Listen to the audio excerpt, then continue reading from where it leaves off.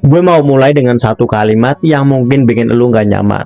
YouTube bukan untuk semua orang. Ya, bukan. Dan mungkin itu termasuk lu. Tenang dulu, jangan tutup videonya. Kalau lu ngerasa tersinggung, mungkin justru itu alasannya lu harus nonton sampai habis. Karena hari ini kita nggak akan bahas algoritma, nggak akan bahas thumbnail, nggak akan bahas SEO. Kita bahas sesuatu yang lebih brutal, mental. Karena kenyataannya, yang bikin orang gagal di YouTube bukan kurang pintar, tapi kurang kuat.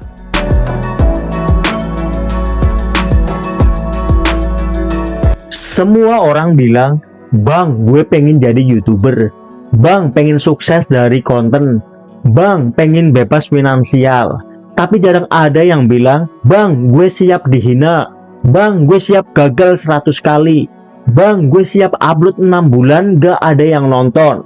YouTube itu bukan panggung doang bro, itu arena. Dan arena itu kejam.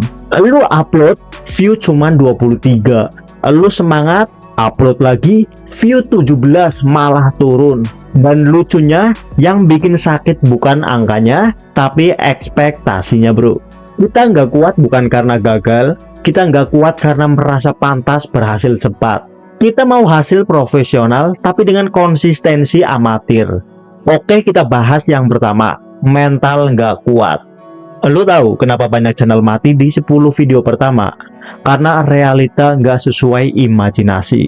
Di kepala kita, upload, viral, monetisasi, dan kaya.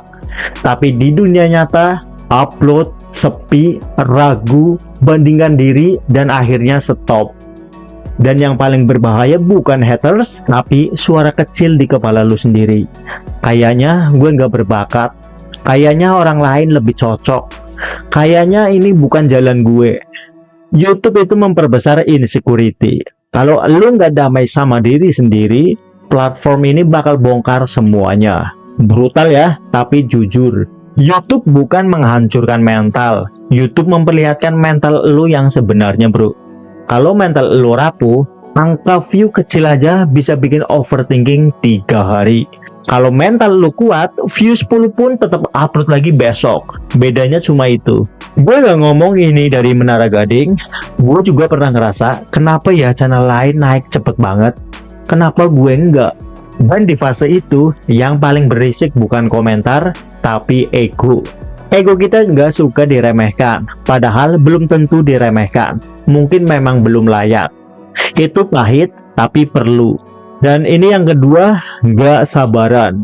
Kita hidup di era scroll, semua cepat, semua instan, semua bisa dipercepat.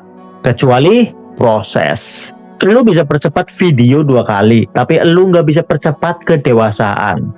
YouTube itu permainan panjang, bukan 1 bulan, bukan 3 bulan, kadang 2-3 tahun bro.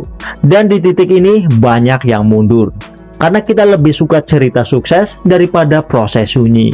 Lucunya lagi, kita rela nonton podcast 2 jam tentang cara sukses, tapi nggak rela bikin video 10 menit setiap minggu selama 1 tahun. Kita suka teori, tapi alergi repetisi. Padahal sukses di YouTube itu membosankan. Upload, evaluasi, upload lagi, dan ulang lagi terus. Bukan glamor, tapi disiplin. Dan ini yang paling sensitif. Nggak tahan kritik.